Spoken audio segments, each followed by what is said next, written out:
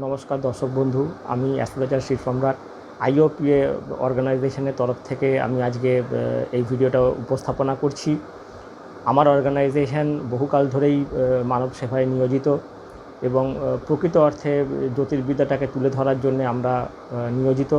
এখানে আমি ছাড়াও আরও একজন অ্যাস্ট্রোলজার এখানে কাজ করছেন এবং আমাদের উদ্দেশ্য হচ্ছে লোককে সঠিকভাবে অ্যাস্ট্রোলজিক্যাল জ্ঞান দিয়ে এবং তাদেরকে জীবনের সুখগুলোকে ডেকে আনা বা তাদের যে দুঃখগুলো আছে সেগুলোকে ভাগ্যের দ্বারা অনুমোদিত যেটুকু তাকে দেওয়া আছে সেইটুকুর মধ্যে তাকে পরিষেবা দেওয়া, সেই দুঃখ থেকে তাকে তুলে বের করে আনা।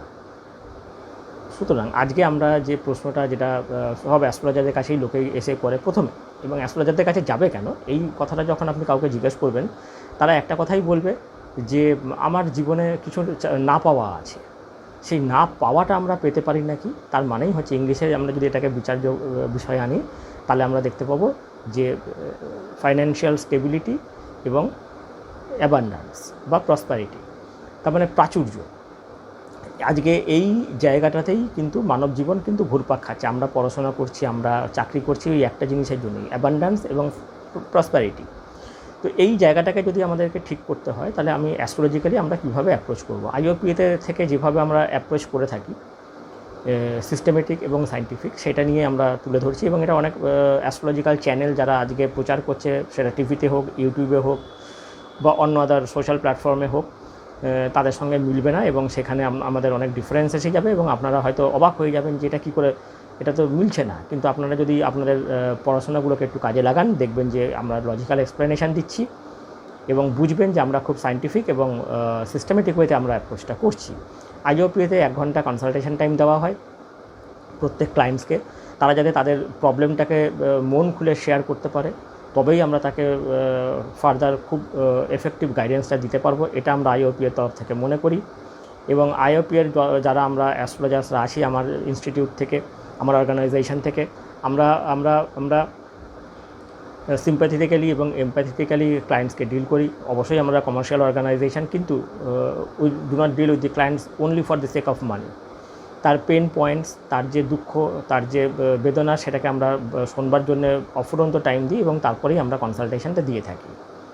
আজকের আমরা যে প্রশ্নটা আমরা করতে যাচ্ছি, আমাদের যে প্রশ্নটা আমরা নিয়ে আমরা আলোচনা করতে যাচ্ছি, আপনাদের বললাম সেটা হচ্ছে প্রাচুর্য, অ্যাবান্ডান্স অ্যান্ড প্রসপারিটি। এটাই হচ্ছে মূল বক্তব্য সব ক্লায়েন্টসদেরই। এবং সেটা আমরা কীভাবে সিস্টেমেটিক্যালি ডিল করব। প্রথমেই আমি বলি যে আমরা যদি নিউমেরোলজিক্যালি দেখি তাহলে কোন নাম্বারস এখান থেকে আমরা নিতে পারি এবং তার পেছনে রিজনটা কী।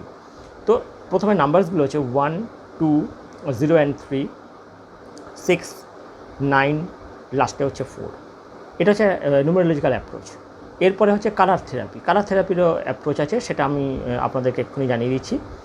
এবং দেখবেন কালার যদি আমি আসি, সেটা হচ্ছে গোল্ড, তারপরে হচ্ছে সিলভার, তারপরে হচ্ছে পিঙ্ক, তারপরে হচ্ছে আপনার পার্পেল, তারপরে হচ্ছে অরেঞ্জ এবং গ্রিন কালার।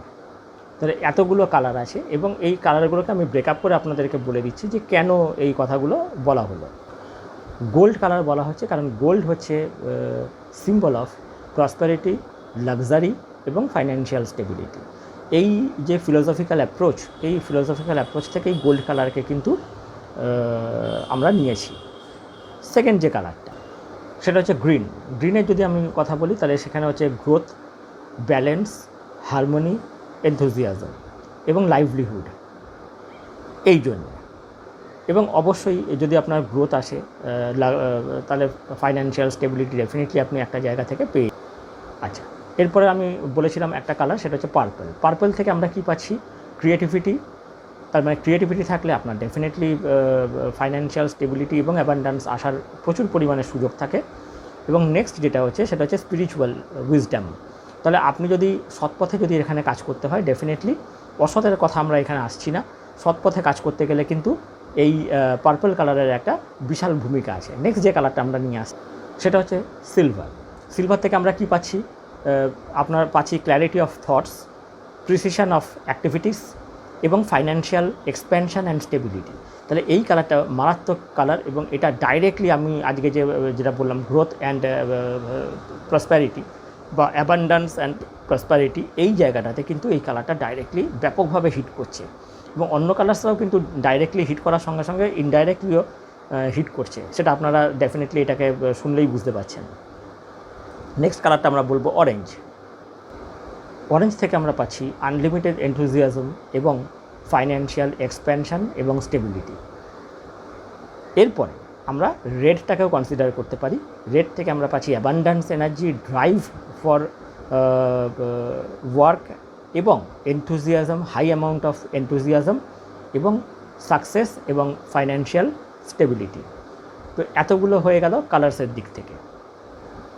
এরপরে আমরা যে অ্যাঙ্গেল থেকে এটাকে দেখব, এই অ্যাবান্ডান্স এবং প্রসপারিটি এবং গুড হেলথ। কারণ আমি যদি রোজগার করি, রোজগারটা যদি আমার যদি ব্যয় হয়ে যায় দুশ্চিন্তাতে, সেক্ষেত্রে তো আমার কোনো লাভই হচ্ছে না। সুতরাং সেই অ্যাঙ্গেল থেকে দেখতে গেলে যে গ্রোথ দেখব, প্রসপারিটি দেখব, অ্যাবান্ডান্স দেখব এবং সঙ্গে সঙ্গে আমি গুড হেলথটাও দেখব। সেক্ষেত্রে আমরা যে এই যে অ্যাপ্রোচটা আমরা নিচ্ছি, নেক্সট সিস্টেমেটিক অ্যাপ্রোচটা কী হতে চলেছে।